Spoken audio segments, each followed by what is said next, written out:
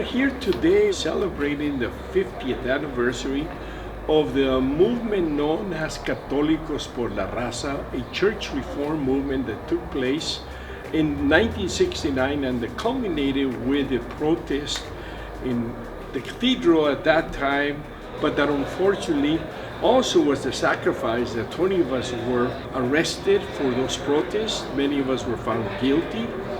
Christmas Eve Mass at midnight when we protested and clashed with undercover cops that were hired by the church to prevent us from entering. Let me just start with asking Father Tom Carey to provide us a welcome to the church, followed by a blessing by Father Estrada. Please come on up. So my name is Tom Carey. I'm the priest here at the Church of the Epiphany. Really what I'm here to say is number one, welcome home. This is your place, has always been your place. But also for those of you, on behalf of those of us who were not there, I want to say to those of you who were there for the Chicano movement in all of its aspects and where it happened, I want to say thank you. I want to say thank you. Thank you, because at this time, the resonance of what you did and who you were and are, we need. And it resonates down to the struggle that we would not have a resistance to what is happening today, the draconian immigration policies, the white supremacy that has become really one of the major policies of our government. And that resistance is happening because we know you did it. You did it. So I'm here to thank you for that. And que viva la raza.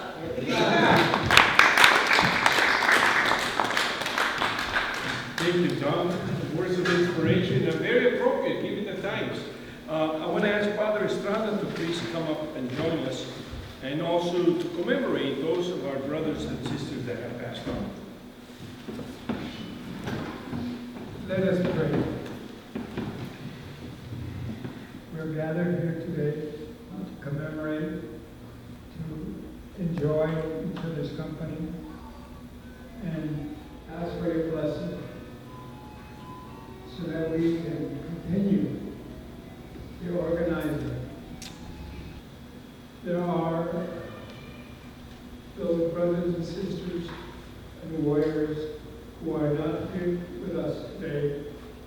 Let us be still and quiet for a moment and invite the spirits of our warrior brothers and sisters. Amen. Amen.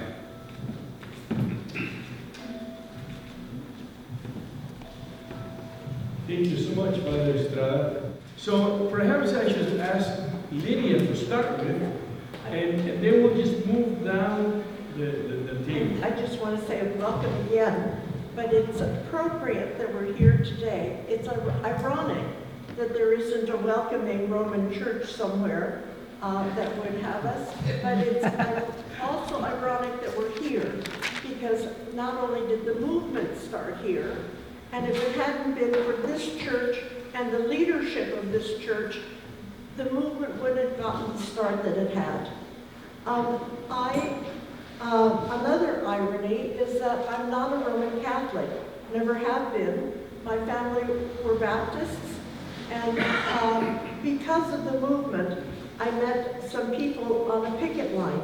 My boss said, we're going to go to a picket. That time it was because of the walkouts. And it was there that I met the 3 Episcopal priests that were on the picket line. I remember a Presbyterian on the picket line and 2 Baptists. I think you might remember the Baptists. It was Rosalio Muñoz and Barak Marderosian.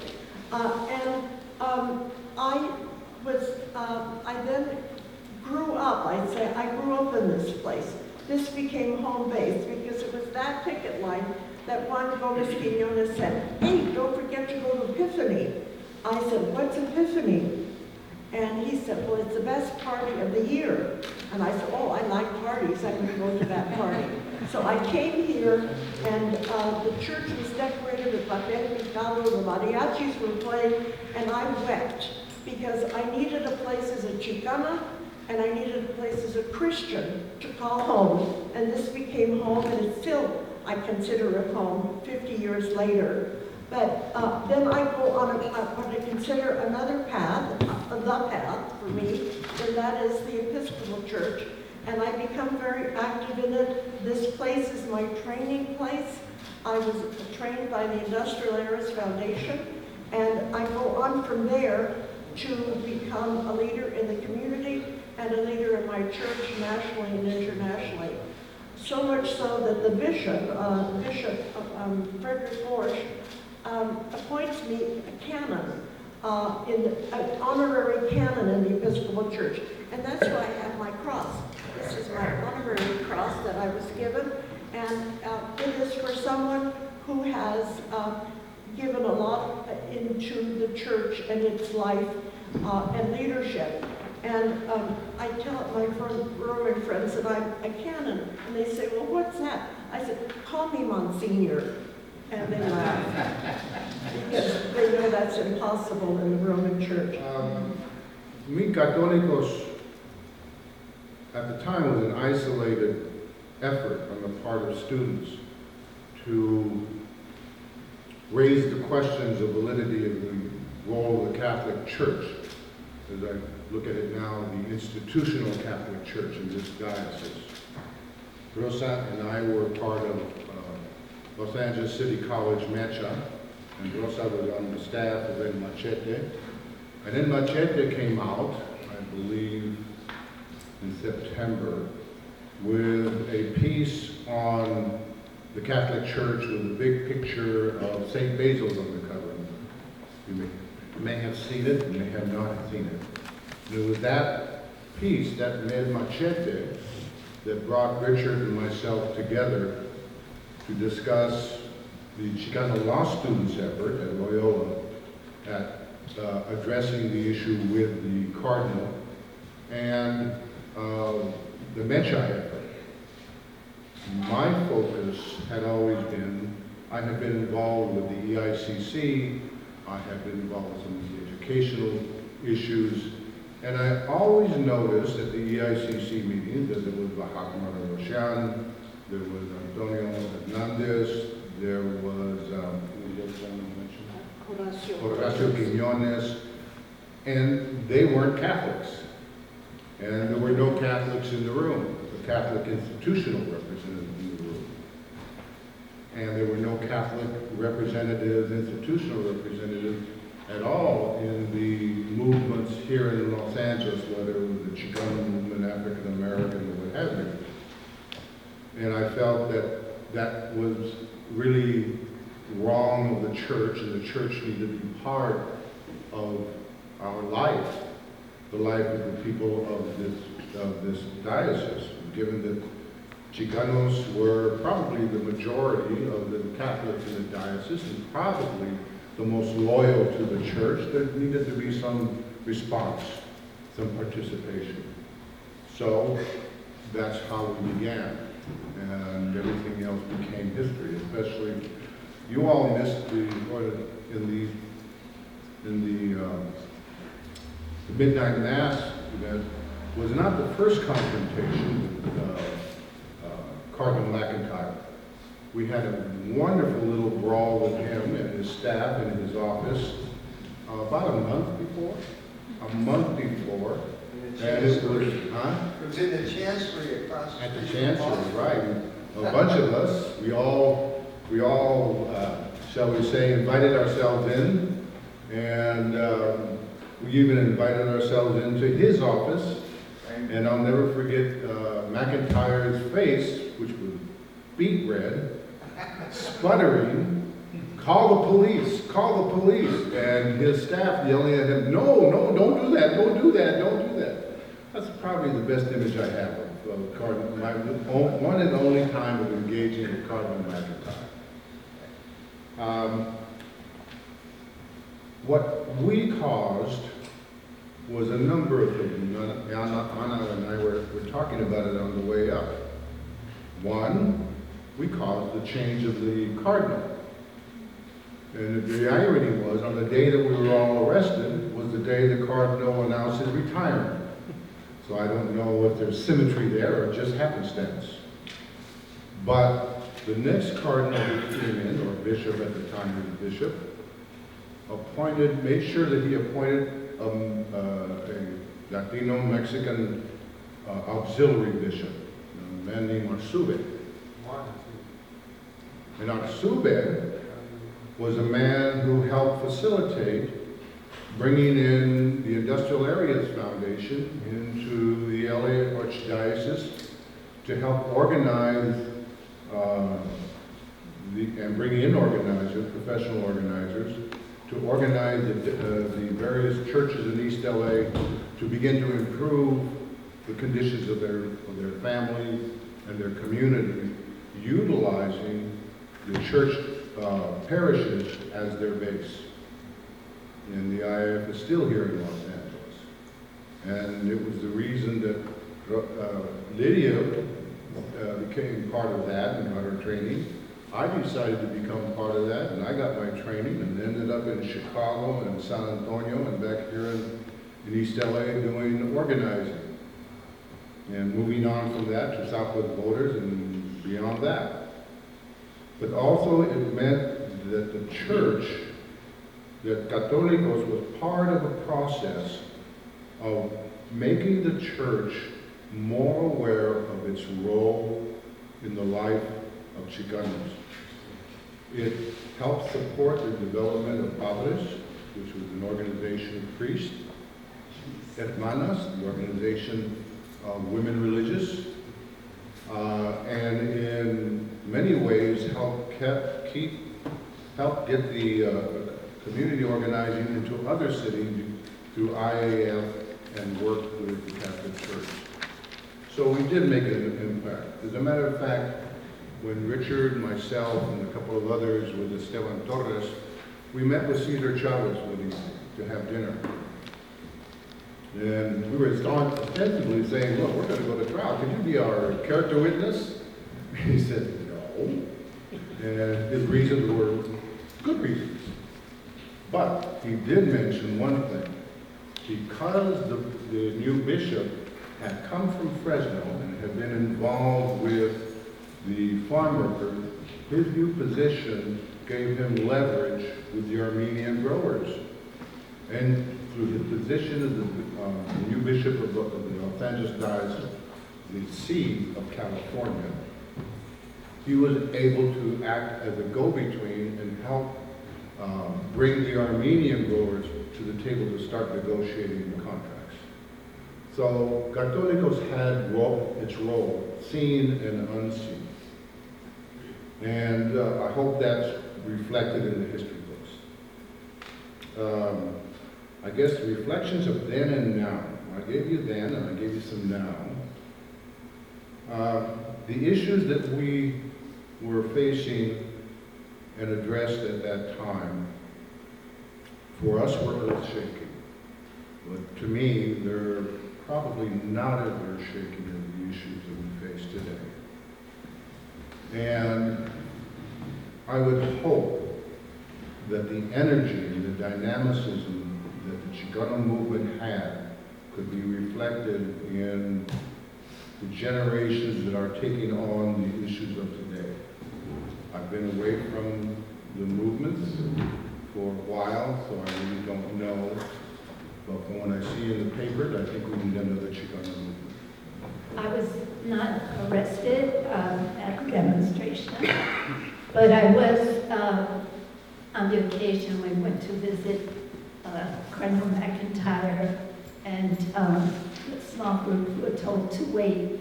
And Richard said, the hell are we waiting? And he we bursted into his private office and had a lot of Catholic trip going on. I thought the Holy Ghost was going to come down. And, well, I was liberated that day from my Catholic guilt when I saw they had an armored truck. I was looking out the window like a brick truck full away from the diocese. I imagine they were caretaking their money or their collection, but it was really interesting. It happened just while we were there. I did attend the trials, and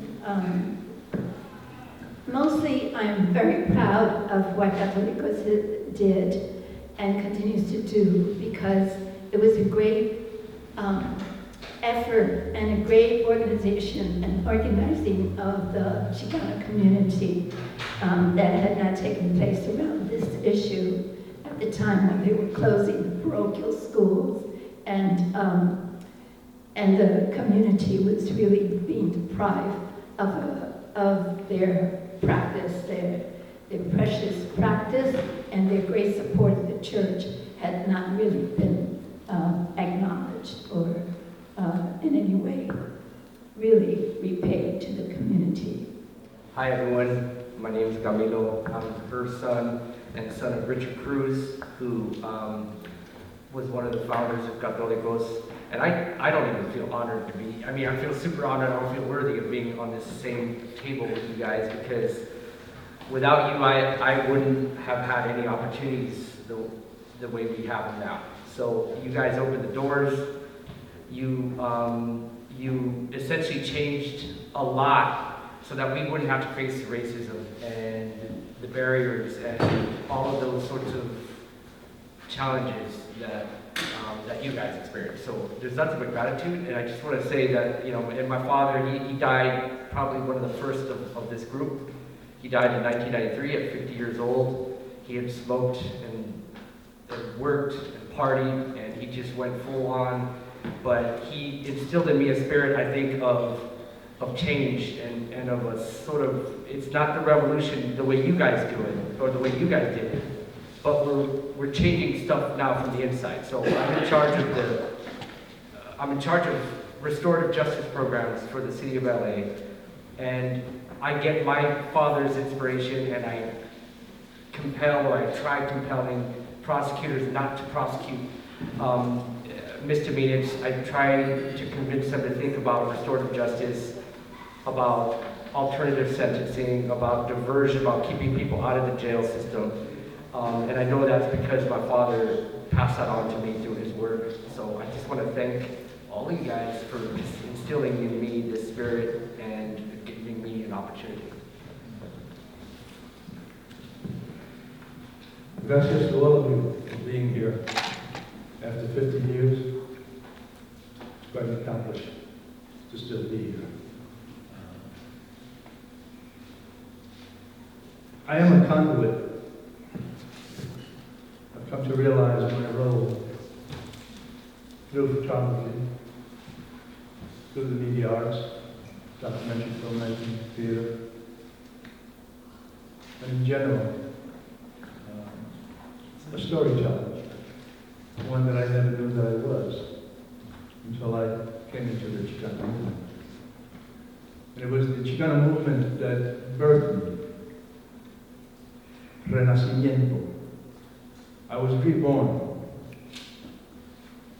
Razón de ser, a reason for being. That I had come to realize every day since when I first met Ed Bonilla. And Ed Bonilla was the director of NAP, Neighborhood Adult Participation Project. It was part of the Great Society program of the Lyndon Johnson administration. And they had all of these storefronts throughout Los Angeles and throughout the United States. I had just arrived from New York in 1965.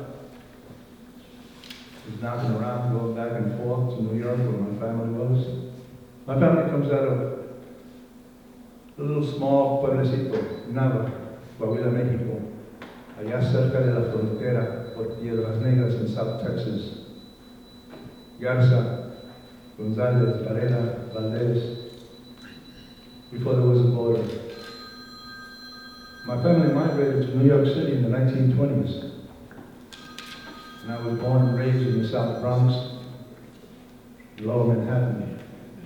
It was a small colonia of Mexicanos. who never lost their identity as Mexicans, who celebrated being Mexican. When I was introduced to Ed, I was desperate for work. And he looked at me and leaned back in his chair and slicked black hair, goatee and bigote, looking at me through dark shades, and said, "You're from New York?" "Yeah, I'm from New York." "You're Puerto Rican?" I go, "No, I'm Mexican. But yeah, I'm Puerto Rican by osmosis. I'm Italian, I'm Irish, I'm Jewish. I'm all those people that I grew up with in New York City." He says, "A Mexican from New York. Wow. You need a job?" I said, "Yeah, I need a job." He goes, "And you're not Puerto Rican?" I go, "No, I'm Mexican." He says, "A Chicano from New York." I never heard the word Chicano. It was 1967. And I think to myself, Chicano? Close enough. I go, "Yeah, I'm a Chicano from New York." He goes, "Pues órale, and you need a job? You got it." I go, "Great, what's the job?" He says, "You're going to start organizing the people." I go, "Wow, how do you do that?" He says, "Well, you show up tomorrow morning, you bring your camera, and you're going to start." And it was then who parachuted me into the Chicano movement. That's where I come to meet Father Luz, Richard Martinez, Joe Raza. Ed Bonilla introduced me to the whole Chicanada and the emerging Chicano movement. And that opened up a pathway for me as a photographer, as a historian, as a recorder, as a conduit for social change that was taking place that I was innocently and naively ignorant about. In New York City, there was only my familia, a few dozen Mexicans scattered around. I had never seen so many Mexicans in my life until I came to Los Angeles. And here I celebrated who I was. Here I found out who I was. Here I recorded who we were. Through La Raza magazine, newspaper, I came to photograph. Came to photograph many of you in this room. That are part of this new edition, finally printed, of the La Raza exhibition from the Autry Museum. 3 years later, well, we came out. So it's available at the Autry gift shop, $39.99. Mention my name, and you get a 20% discount. And you won't get arrested, okay?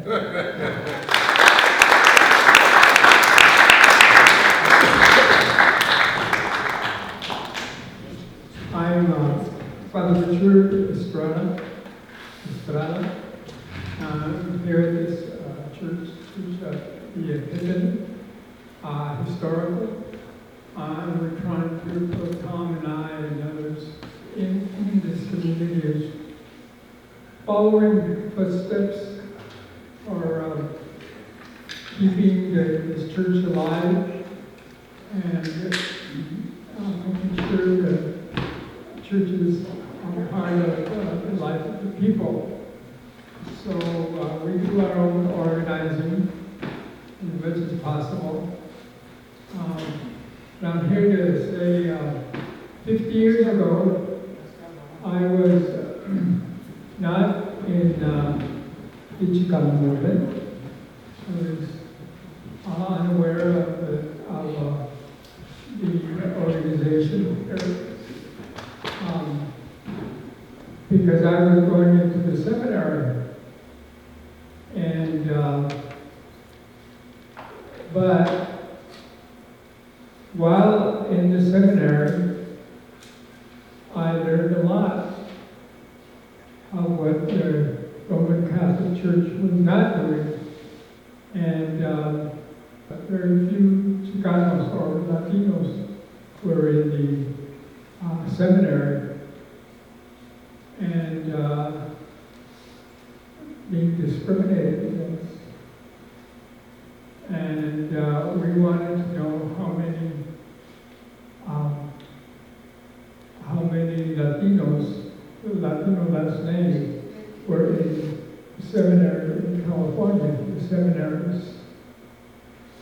We did a little research and found that there were about 50. So we were able to put together a little conference just to share our experiences. And I'll tell you, it was kind of rough. Either the seminary, fellow seminarians were very protective of their bishop and the system, or they just unloaded and shared their feelings on bad things about the church and the system. So at that time, there was this group called Padres. There were Latino priests that got together. And so there was organizing being done in the church. And the changes were made, and they were good. We didn't have changes in the church. We had here in Los Angeles,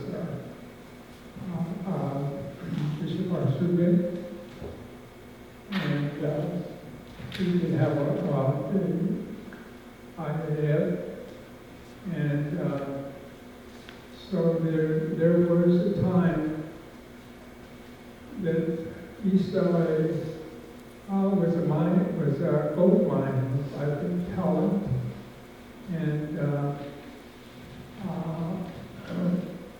just very talented people, and really wanted to change the system of the way the church was, especially before. Anyway, I was lucky to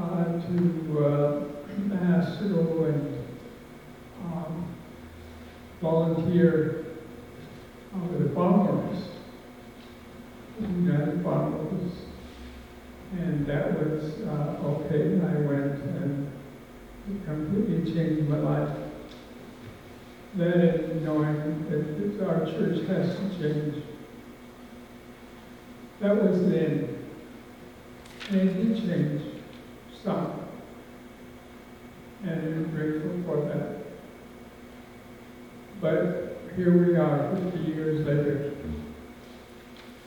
Where are the, I was a Roman Catholic priest.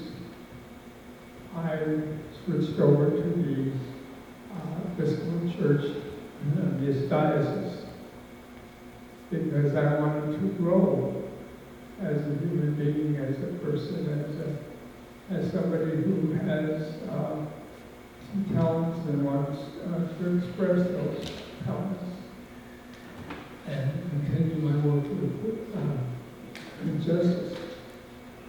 So I remember being at a picket line with maybe 5 Roman Catholic priests. Now, we can't get any Catholic priests. I don't want to talk bad about anyone, but there is a resistance, it seems, to change. We need Católicos por la Raza again. We need to keep working. It's difficult sometimes, very difficult. So I'm here today to be supportive and also and support whatever I can do. I'm been involved in the immigration rights and the movement. I consider myself a Chicano, and everybody hated that. My family, when I said I'm a Chicano, and they said, "What? You're not that." And I felt that because I'm part of the struggle, but I have hope.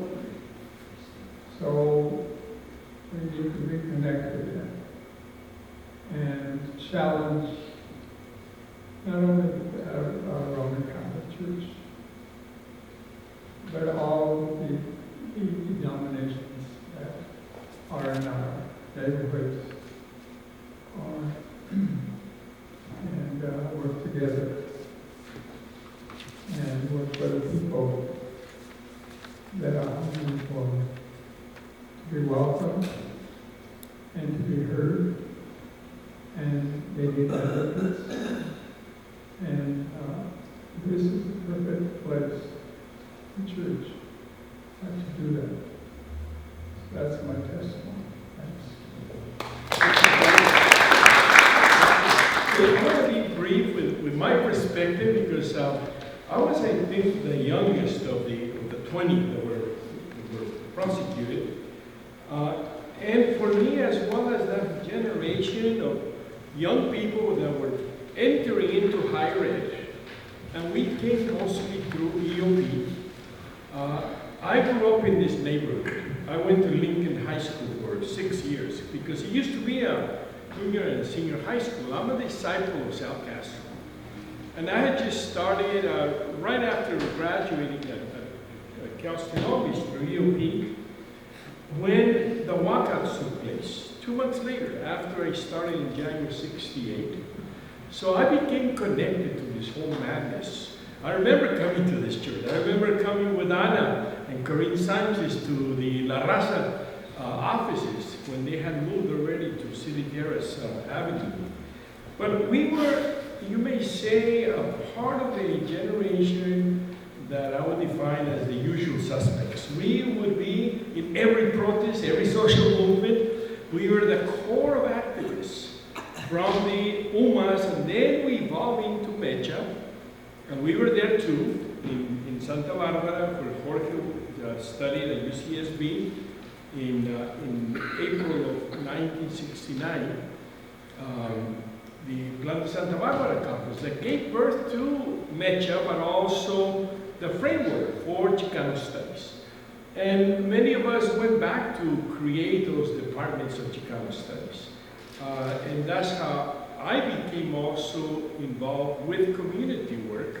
So I spent almost 20 years after graduating implementing that whole concept of the barrio station. I was part of the Plan de Santa Barbara. And I did many years of work in the community, but I have been now for more than 35 years in higher ed, teaching and running programs. And even though I'm now retired, I'm still part-time employed with the university.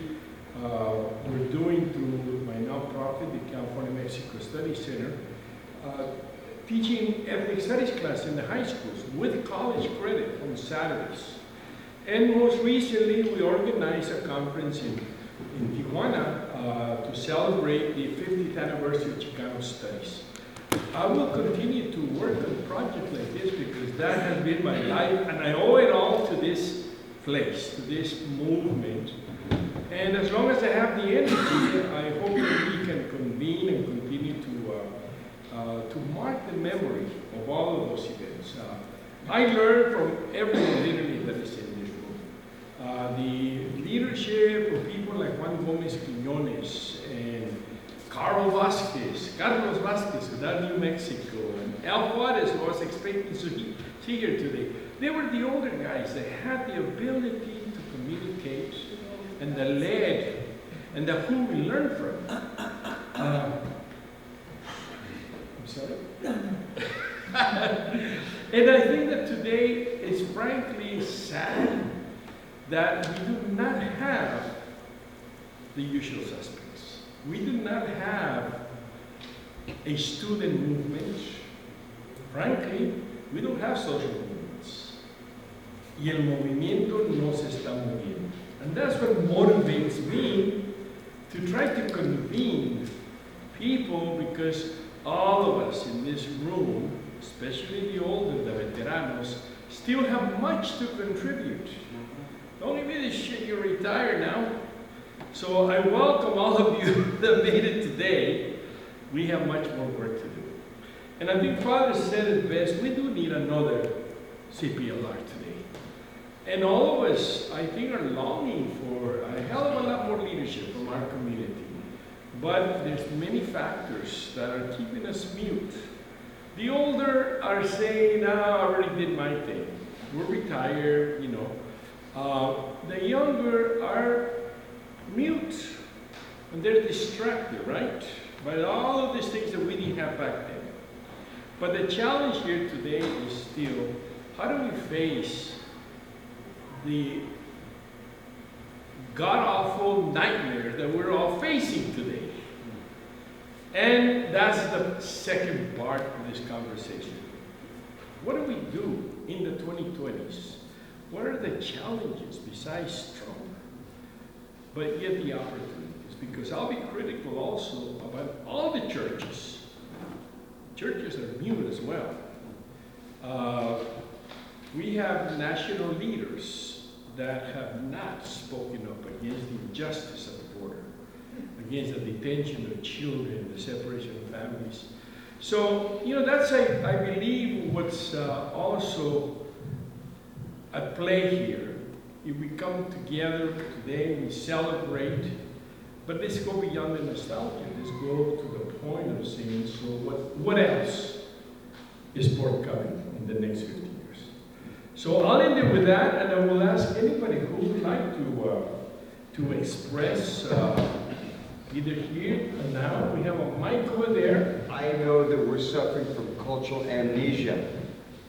And it's up to us that remember these events to record them for those that care to see, for those that care to dig and care to look. I was with you there when we went to confront the Catholic bishop. I was with you there at St. Basil's Church that Christmas Eve. I was with you there. We called, let the poor people into the church.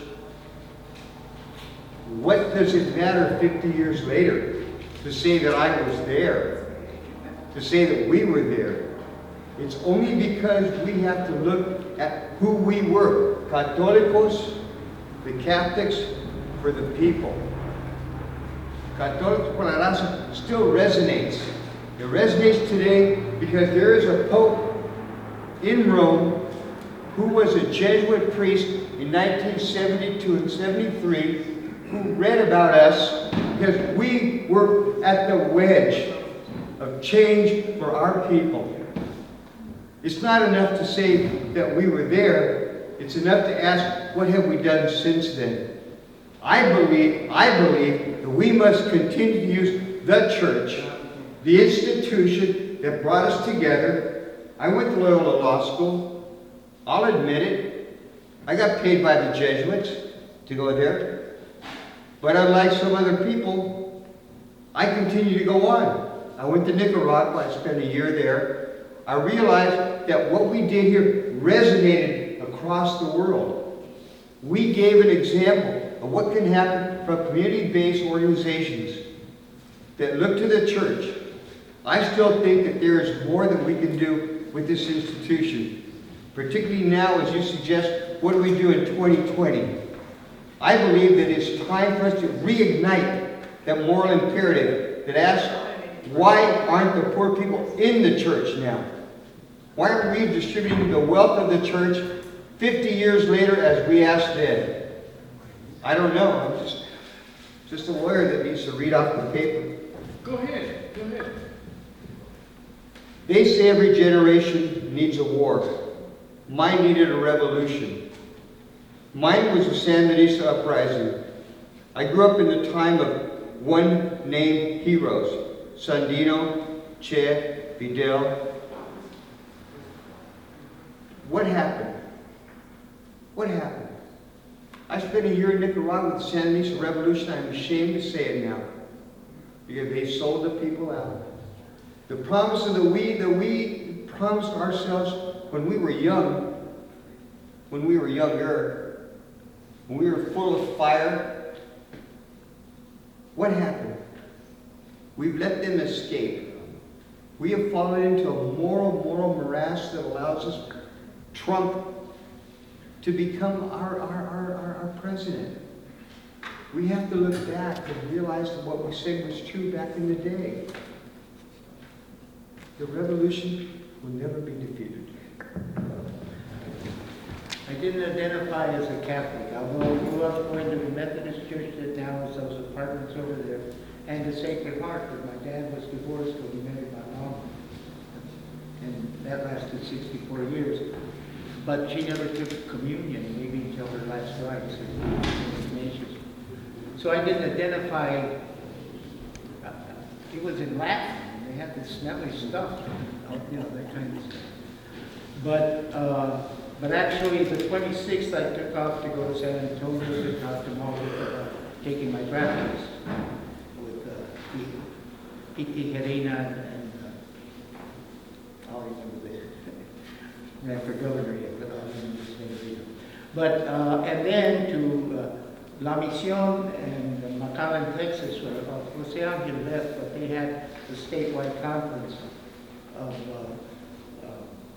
Mayo. That's where they decided to go to that. But I did a workshop on the draft and the war, and they ended up getting 6 months later demonstrations in Chicano moratoriums in Austin and San Antonio and Houston. I went to talk to the one in Houston. And it may have been the largest demonstrations against the war, especially Houston. But, so I was active in doing those things at that time, but I knew Richard and the Abogados. My brother was part of the Abogados de Aslan and Chicano law students and all these different things with Richard and Miguel and others.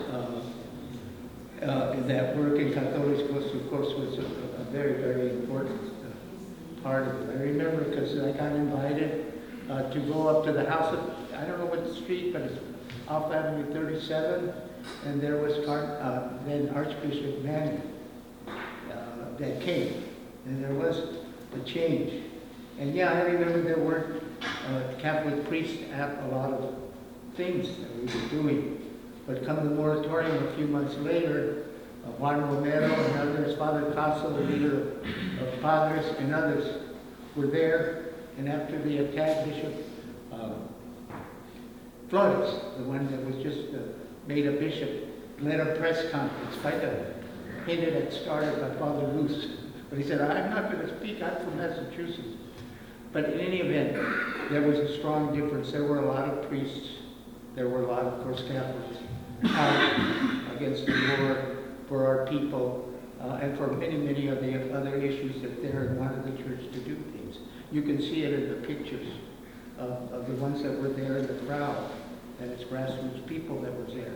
By several hundred, it looks like to me, if not more.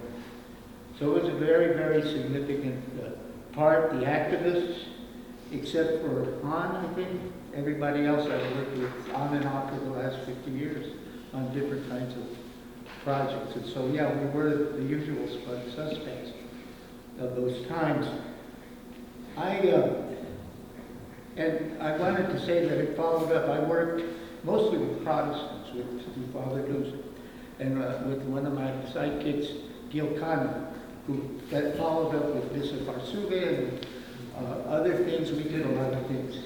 We got them to support tenants' rights, things like in Temple Bowdry, to start fighting for immigrant rights. We actually had a conference led by Arzuge against the Rodino Bill in 1975, and the Catholic Church started coming out stronger.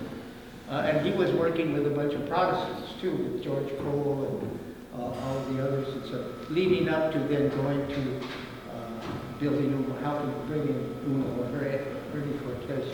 So these were deep changes in policy of the churches and activities of our people. A lot of people got involved in the first marches led by Casa, going down Broadway against what was that? Dixon-Arnett law. That was the precursor of the Rodino bill, and then they did things against the Rodino bill also. So there was all kinds of, and then many of the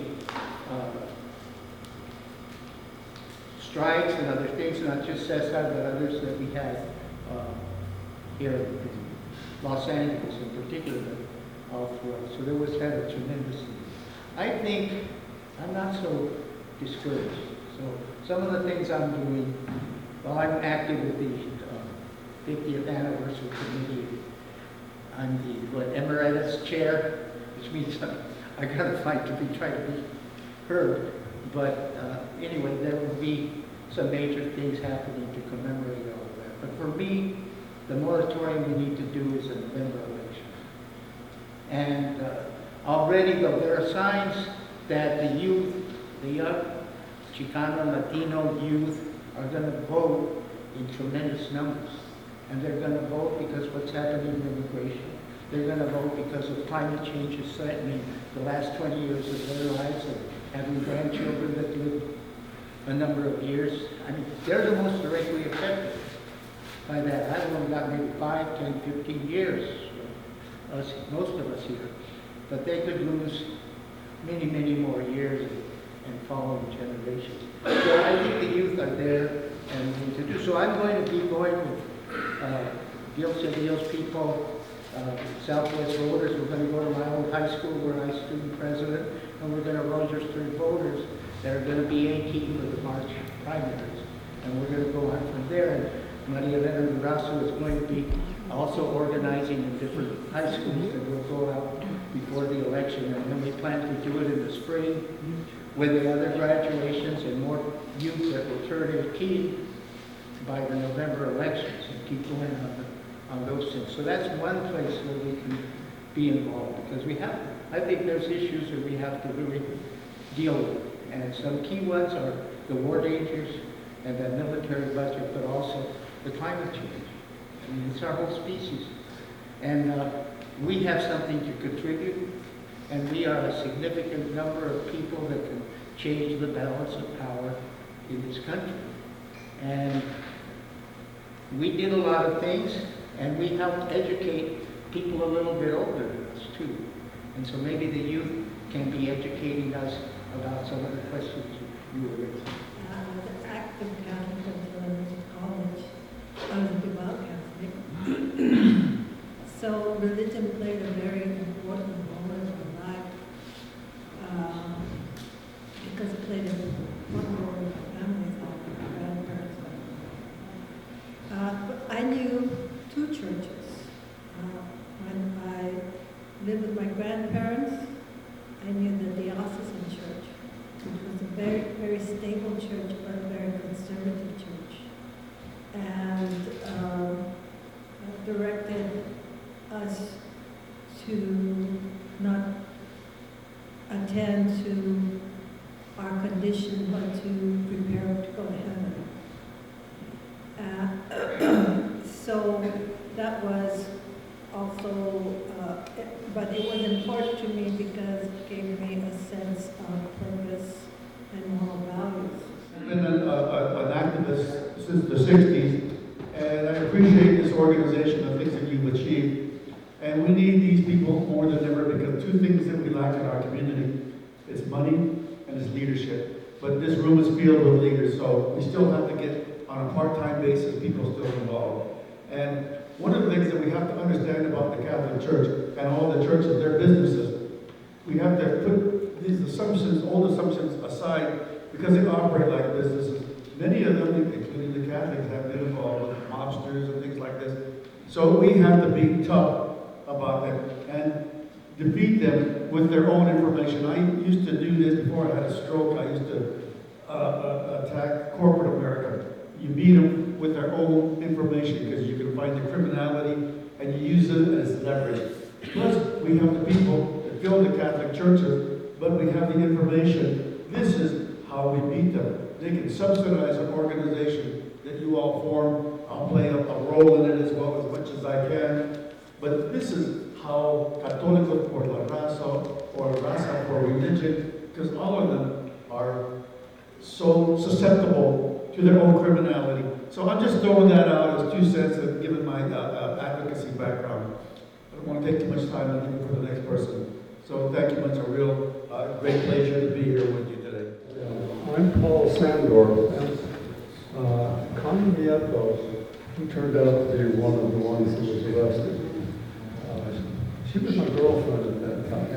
I had just met her, and at one of the EICC meetings that we had, I'd gotten under the wings of Ted Bonilla at NAP, and a marvelous man. Anyway, then I heard about these organization meetings for demonstrations, and so I said, well, I'm trying to get into all things here, trying to get the lay of the land here in East Los Angeles, and so I started going to the meetings. Well, we had all the planning was all set up and everything, and I asked Connie if she wanted to go, and she said, of course. But she didn't really know much about this. And so we went down there, and she got in the spirit very quickly.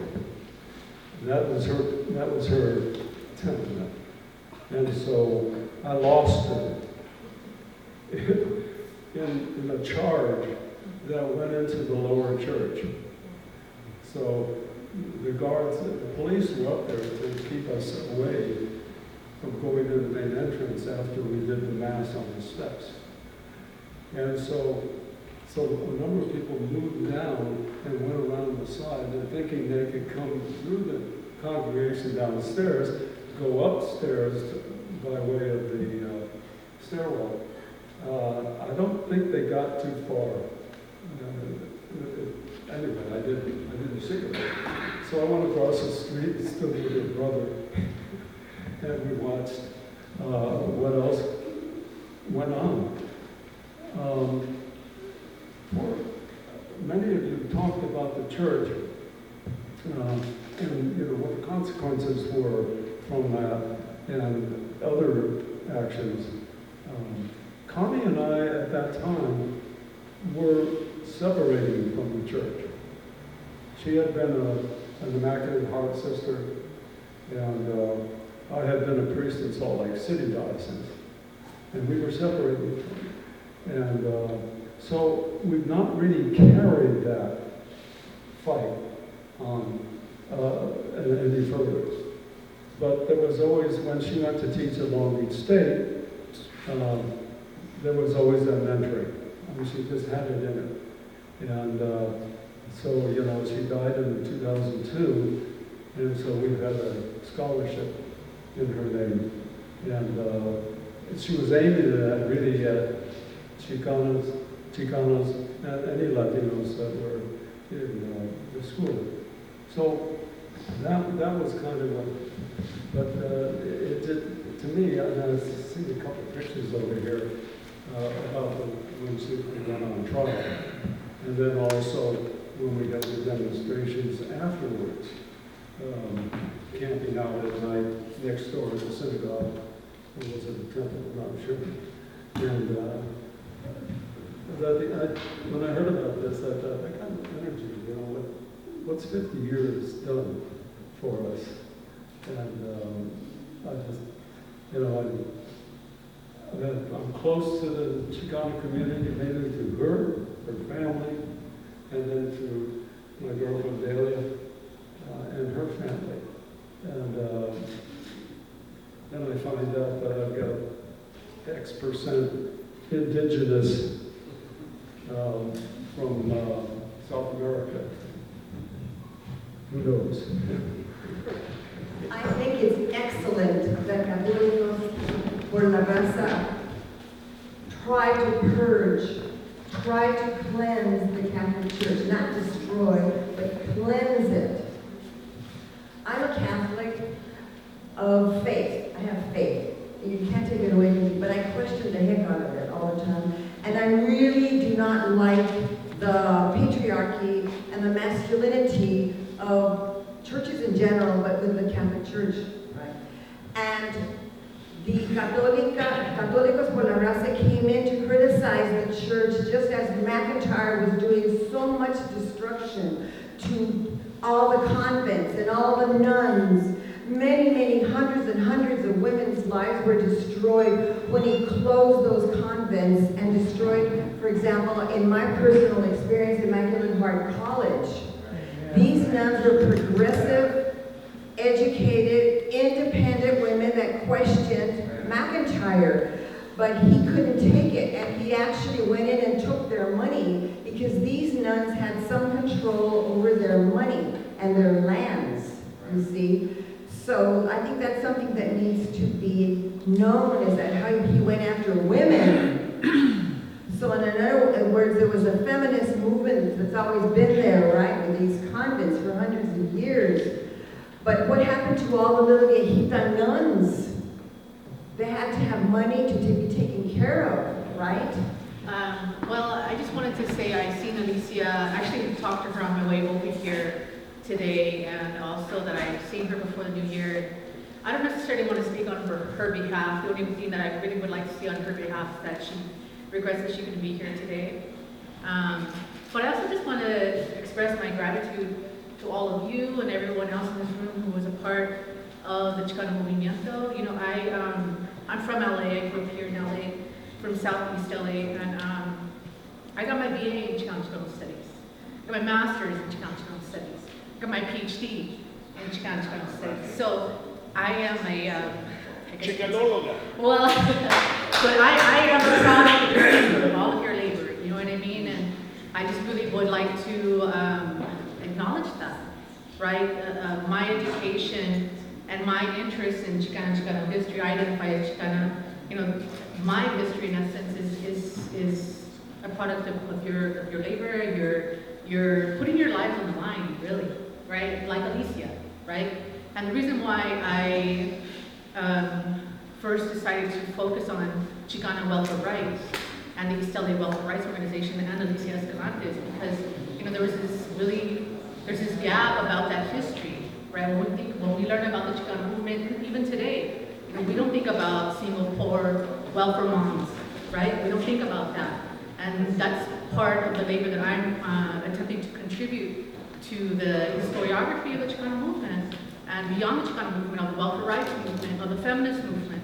And so I would like to say, just from my interviews and my engagement with Alicia over the years, over 10 years now, you know, what happened at St. Basil's that night really impacted her, not just her, but her family and her children who were there too, right? So I think it was something that was an intense experience, not just for her, but for many.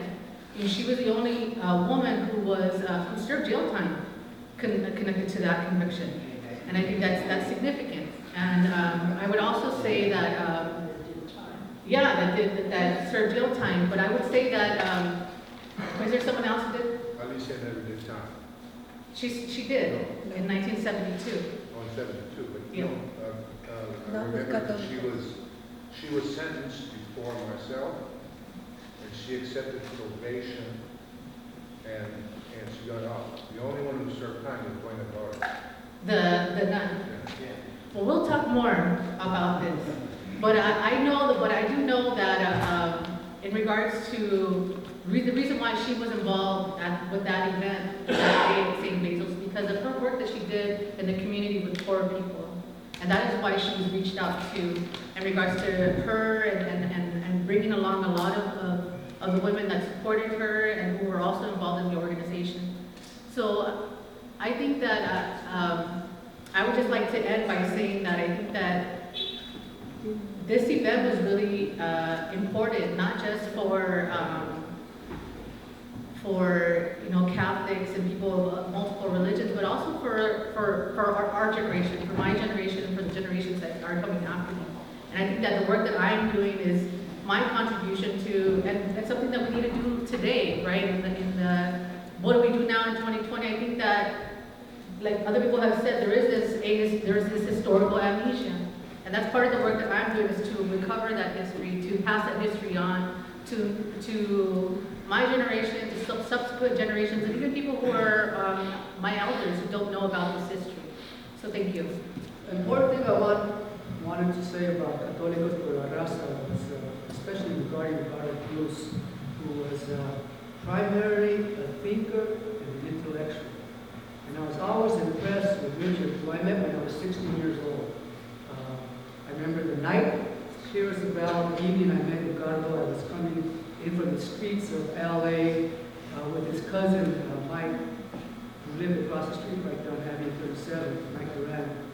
And I walked into his room, and he was extemporizing with somebody there, and intellectually having a conversation. And immediately I was struck by that kind of personality, a person who was very thoughtful and sharing what they think, and you see how they think, and you see the process of their thinking. And to me, that was just, I've always been attracted and made friends with people like that, and I benefited greatly from Richard. And one of the things that I carry through life today, as I occasionally write for Brooklyn Board, the newspaper, that is very aptly led by Abel Sadas, who should be here today, but he's not.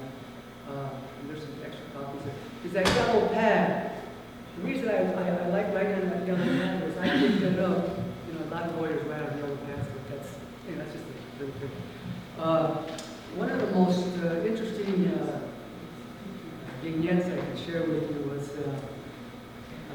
over at Euclid Heights Community Center. And that's a shame that that building was knocked down. And we did not preserve that, because to me that was our movement church, like they have in Alabama and Mississippi. You know, black churches and the black headquarters for organizing. That location right there off of Evergreen and Greer Boulevard, one block east, was really the hotbed of Chicano history in LA in 69, 70, 68, 69, even before I came aboard. And so one day I was with Richard Martinez, Ricardo Martinez, and Richard Cruz, and we had a little meeting. I always tag along with these guys periodically at the little room right behind the little hall. We used to have all of our rally meetings there. And we were meeting with the bishop from San Salvador, Bishop Romero. And Richard were attempting to get, because he was in Los Angeles for something. I don't know which if I use a date on that. But to support Católicos por la Raza, to actually attend one of the mass, I might have actually, possibly to have a blessing or say something in front of the St. Paul's Church, Jesus Church over there. But anyway, we were talking, I'm sorry, well, they were talking, I was there, and you know, the Archbishop was very open and you know, taking everything in. This young, brash young man walks in like a steamroller and changes the flow of the meeting and starts rapping on his own thing about the Chicano moratorium with Rosalio Muñoz. There he is, he's the culprit. So I thought that was just, I've always remembered that as an interesting historical cultural moment that I was able to witness there. And, so anyway, I was working at ELAC, and we started a Lydia Lopez newspaper. Myself and my other cohorts we were there. Our organization was called La Vida Nueva. And when they used to print La Vida Nueva, the LA City schools, the junior colleges, at Jefferson Hall at LACC. So that's where I met some of these folks, because the same people who were the professional typesetters and all that were putting their paper together, and they put our paper together. And so that was, that's where I met Rosa. Well, actually, I met Rosa because I was a student at LACC before I went through that. Before I forget, one more thing is that, see, it's not just Chicanos anymore. LA is such a magnet that we have people from every Latino cultural society here now. And perhaps the most integrated with us are the Salvadoreños. So how do we bridge that gap when we talk about Chicano history, which it is, Chicano history, and there were a lot of different people who weren't Chicanos involved with us that really helped us along, and integrate or find a confluence with all these other cultures that are here, without them feeling that we are being the, I don't know, we are the dominant group, but nonetheless, that's just a thought I want to throw out there. And, I think it's something that needs to be thought about on all levels and all movement activities, and even though we have a lot of rich history, there's some way we need to pull people in without feeling that they are being made to feel manos because of our strength. I want to thank all of you here for being not only our teachers or role models or mentors, but also the most important thing that I think that we can do is to be teachers. And so many of you do teach. And I also think it's the most, as advocates for the community and again, teaching is the most noble of professions. So I want to thank you. That's all I wanted to say. Okay. Saludos from Texas. I am a professor of history at Texas A&M University.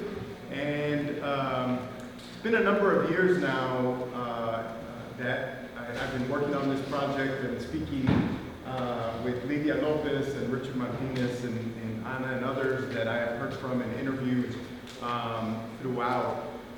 I echo Rosie's comments, in terms of the inspiration that you all bring to my generation, but also the generation of my students. I have sat at those archives at UC Santa Barbara, Católicos por la Raza, the papers and the collections that are there, here at the archives here at UCLA. And I now teach it to my students, and so this becomes part of the curriculum. This becomes part of what they learn about the Chicano movement, and not only the Chicano movement, but the Latino freedom movement across the United States. And it's been such an inspiration. As a matter of fact, as the semester wrapped up, one of the projects that my students did was a recreation of that night at St. Basil's. They wrote a script, they performed it, they had it out there, and I just want to say too, Luis Garza mentioned this earlier in terms of the documents. I tell my students, when you see these documents and these stories, there's no way that we can just read them. You almost have to be poetic. You have to think very differently. These should be performed. This is what took place at St. Basil's that evening, in many ways was beautiful, and in a lot of ways that we know very clearly it was a very violent evening as well. And so carrying those two things that happened, I'll just say that it's been a real honor and a privilege for me to come to LA. When you're in Texas and you learn of the Chicano movement, LA is iconic, right? LA is where a lot of these things happen. Even though in Texas we had our share, right, of the movement as well. But to be able to come here and to learn from you all has been a real honor and a real privilege. And I hope I do it justice as I write and finish this book. That's my main goal. I will say that the book also takes into account what the Young Lords in New York City did. As a matter of fact, 3 days after you all disrupted Christmas Eve Mass, the Young Lords occupied the First United Methodist Church in East Harlem. And I just came back from New York where we did a commemoration very similar to this and talked about the power of that occupation. The Young Lords occupied churches and seminaries in Chicago, and the Mexican American Youth Organization occupied a church in Houston. And all of those are part of the narratives that I tell, and Católicos obviously plays a very important role in that. So thank you from the bottom of my heart for opening yourselves up, for talking to a complete stranger who sends you an email and says, can I talk to you about this? So thank you very much for making this possible. Estoy muy emocionado, estoy muy agradecido por ser parte de este evento. I'm here for the main reason, even though I attempt to study history, I'm here for a personal reason. Le quiero rendir homenaje a mis hermanos, Armando y Luis. These brothers have not stopped. It has been mentioned that, you know, we did something in the 60s, something in the 70s. They have not quit. They have been at the forefront of all the struggles since then. Y yo también. And that's how I found them. I'm very honored because Luis just gave a gift to the world. See?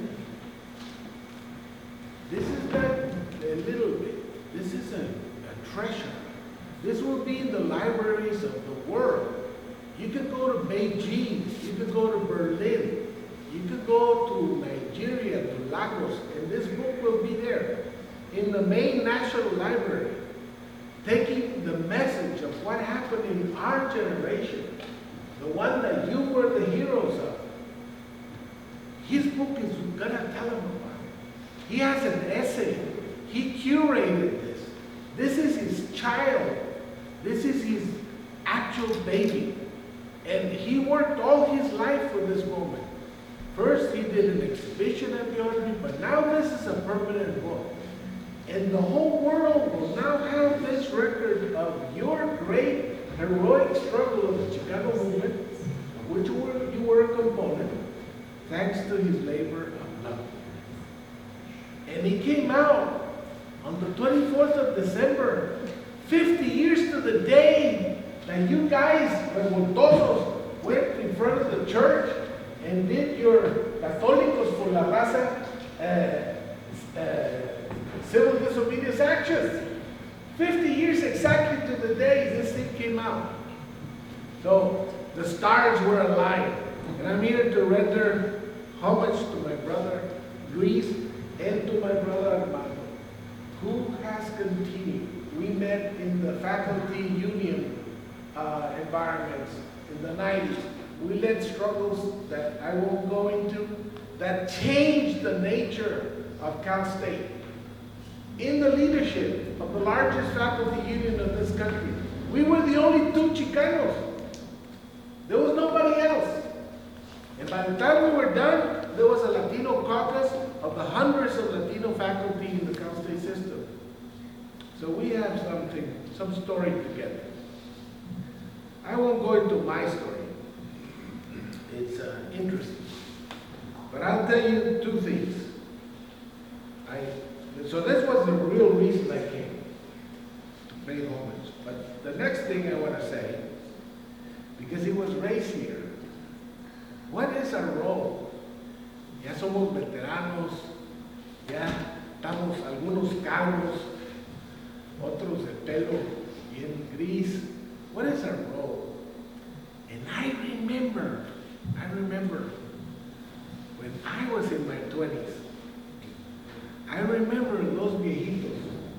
Now the Cold War, the McCarthy era, had decapitated a lot of the veteranos from our youthful movements of the 60s.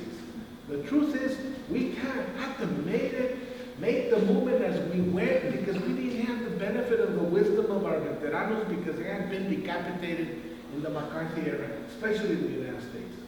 It was rare to meet somebody like Dave Dillinger, who was a pacifist even in World War II, who guided me in New York. Commander Wolf from the Abraham Lincoln Brigade that went to fight in Spain against the fascists and who was stamped on his passport passport and ID that he was a premature anti-fascist, a PAF. He was a PAF, and he was not to be trusted with national security secrets because he was a premature anti-fascist going to Spain to find the fascists. He was my mentor. And these people taught me something, the value of their wisdom. It was so rare to find one of them. Because I was a young man in my 20s, in the 1970s, I did not find except maybe 3, 4 of them in the entire United States. You are those people.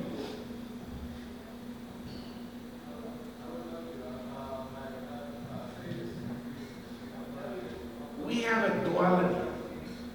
We now have a duality. When we get together, we get nostalgic and we argue about things of back then. The young people will look at us and say, ¿Qué curiositos están? ¿Qué curiositos son? Man, they are arguing stuff about some debate, some fight they had in 1965. They're still fighting over it. And I saw that when I went to visit the Abraham Lincoln Brigade.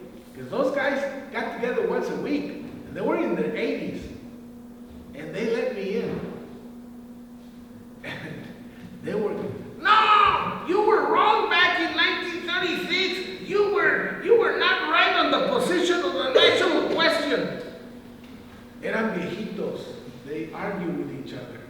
But on the other hand, when they turned to the youth, they were guides. That's what we are. We're quarreling viejitos when we get among ourselves. But we have a role to play to inspire and instruct and pass our wisdom to the young ones. Donde quiera que estén. And the last thing I want to say is that the three most important people in this room is Alejandra Molina with the Religious News Service,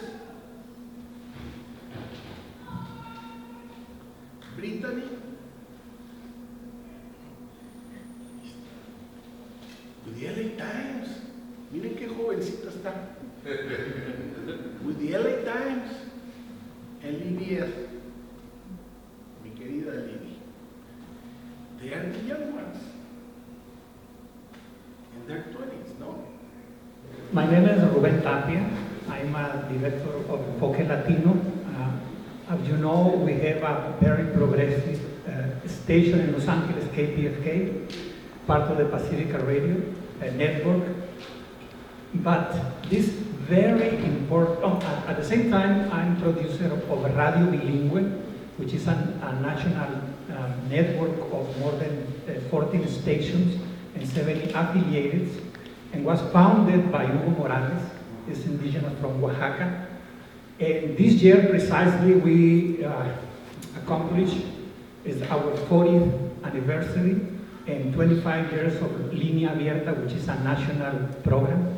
And I'm very honored to be here with you because it's part of my story. I'm from Mexico, I'm from Durango. I grew up in Chihuahua, and then I came here to Los Angeles more than 35 years ago with a girl crossing from San Diego with no documents. Now I'm father of 4 and grandfather of 2. And I'm very honored because I knew about this event because I interviewed you last Thursday, Professor Armando Ramos. If was not the case, I didn't know about you. So the Latino community and the English-speaking community needs to know, besides the big media that you have here, the community radio. So I record you guys, and maybe during the next days, I would like to talk to you in Spanish, or whatever you can speak in Spanish, because we have a lot of new generation.